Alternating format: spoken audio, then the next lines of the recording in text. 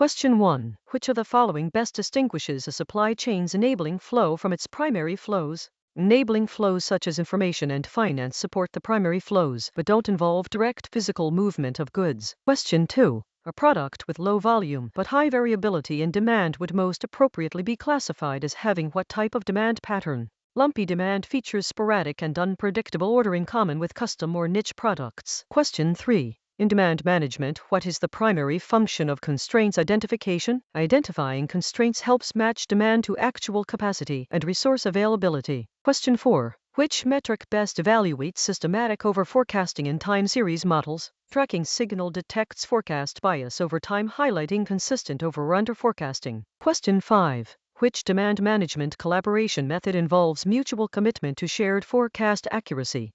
CPFR collaborative planning, forecasting and replenishment promotes shared planning and data transparency. Question 6. One of the difficulties in purchasing services is to measuring the quality of services is difficult because they are intangible and vary based on performance. Question 7. An order with a requested ship date inside the demand time fence DTF has been received. There is no inventory available to promise ATP. Who decides to accept? The master scheduler has visibility over production and capacity to assess the feasibility of fulfilling the order. Question 8. Which sourcing process step manages the enforcement of agreed terms and helps resolve disputes? Contract management oversees execution, ensuring compliance, managing changes, and resolving disputes. Question 9. Which factor is most important in choosing a carrier if minimizing transit delays is the priority? On-time delivery performance reflects a carrier's ability to avoid transit delays. Question 10. What is a major outcome of poor capacity planning? Poor capacity planning can lead to overproduction and excess inventories, increasing carrying costs. Question 11. When suppliers and manufacturers share production schedules and inventory levels, this exemplifies information sharing as a form of external supply chain collaboration, reducing inefficiencies.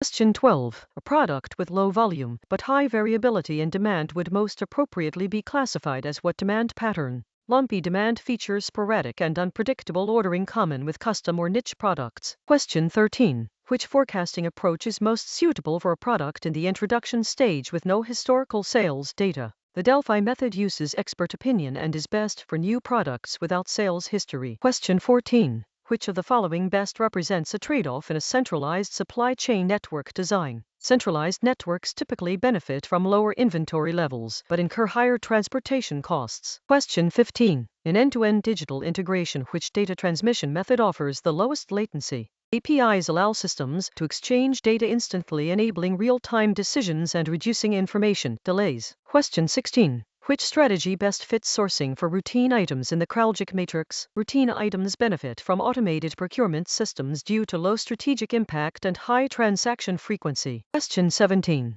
What is the main benefit of involving suppliers early in the product design process? Early supplier input enhances the feasibility and cost-effectiveness of sourcing and manufacturing. Question 18. Which planning level translates aggregate demand into specific product-level plans within the planning time fence? The master production schedule MPS converts S&OP data into detailed time-phased production plans. Question 19. Which concept defines a period where no changes to orders or schedules are allowed in the planning process? The demand time fence defines a firm zone where schedules are frozen to maintain stability. Question 20. Which distribution design is most suitable when minimizing inventory holding costs is prioritized over delivery lead time? Centralized networks consolidate inventory into fewer locations, reducing holding costs but potentially increasing lead times. Question 21. Which term best distinguishes resilience from robustness in supply chains? Resilience is the ability to recover quickly, while robustness is the ability to maintain function during disruptions. Question 22. Which strategy delays product differentiation until closer to the point of demand? Postponement allows customization to be deferred until demand is clear, increasing responsiveness. Question 23. An order inside the demand time fence DTF has been received with no inventory available to promise ATP.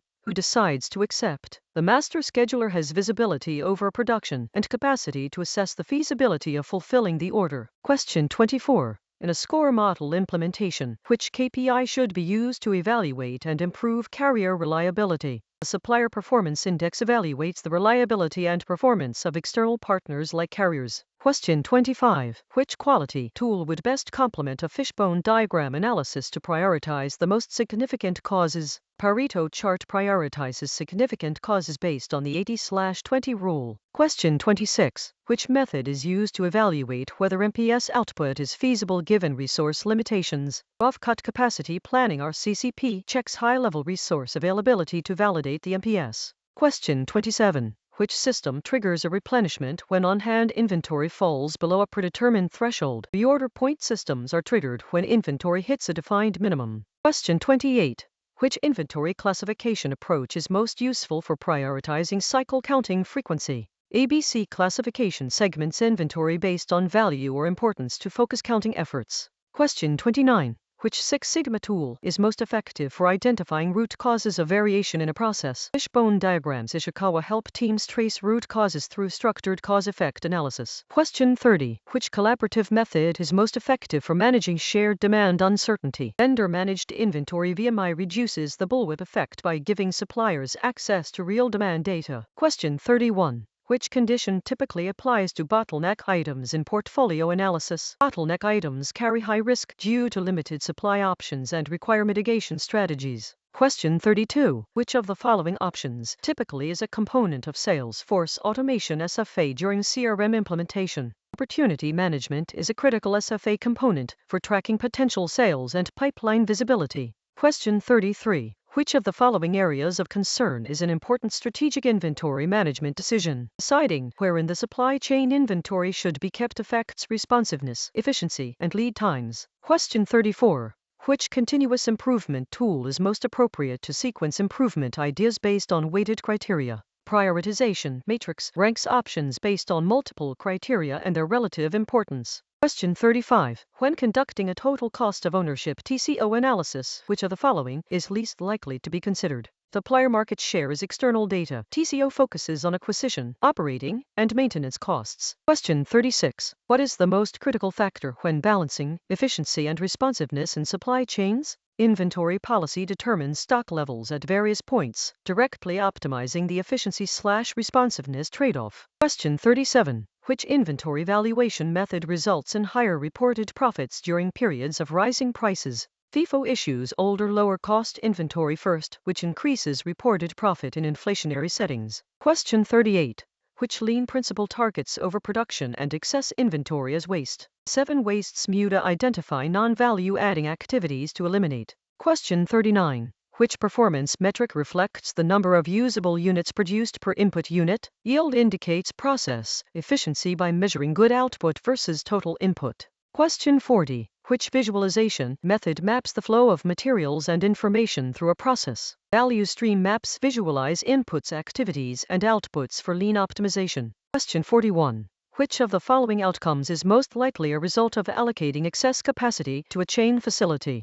Lower utilization leads to higher per unit costs for the facility. Question 42. Which of the following attributes is an advanced functionality of a warehouse management system (WMS)? Labor management is an advanced feature that tracks and optimizes workforce performance. Question 43. In a service environment, what is the most likely long-term result of a decrease in demand? Decreased demand leads to higher per unit service costs due to fixed overhead and lost economies of scale. Question 44. Which pitfall in VR-MPS linkage most inflates carrying costs from overproduced seasonal variance? Virtual demand proxies can trigger uncalibrated lot-for-lot explosions leading to overproduction. Question 45. How does early supplier involvement (ESI) primarily mitigate sourcing risks for an OEM? ESI leverages supplier knowledge to proactively build resilience against shortages and regulatory changes. Question 46. Which KPI should be used in a score model implementation to evaluate carrier reliability? The Supplier Performance Index addresses timeliness and compliance for external partners. Question 47.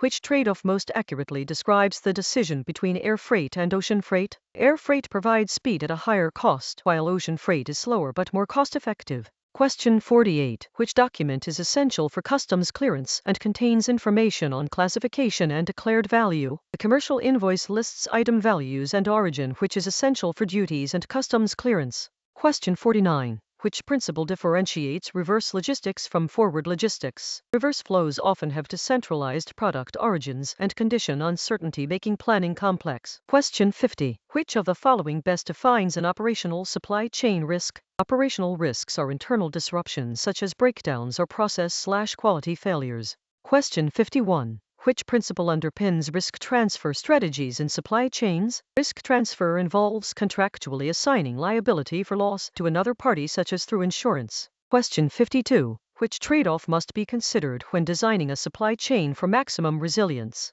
Achieving resilience typically requires redundancy and flexibility, which increases costs and reduces efficiency. Question 53. Which pillar of ESG is addressed by ensuring ethical labor practices across the supply chain? The social pillar of ESG includes human rights, labor conditions, and community impact. Question 54. Which technology offers decentralized tamper-evident record keeping across multiple supply chain nodes? Blockchain enables secure distributed record keeping that is immutable and shared across stakeholders. Question 55. Using scenario planning in supply chain risk identification helps primarily by scenario planning explores multiple plausible futures to help managers prepare for various risks. Question 56. What technology verifies component origins for a 2026 electronics exporter to avoid tariff snags? WCO standards unify EOT GPS origin data with blockchain certificates to verify origins and ease tariffs.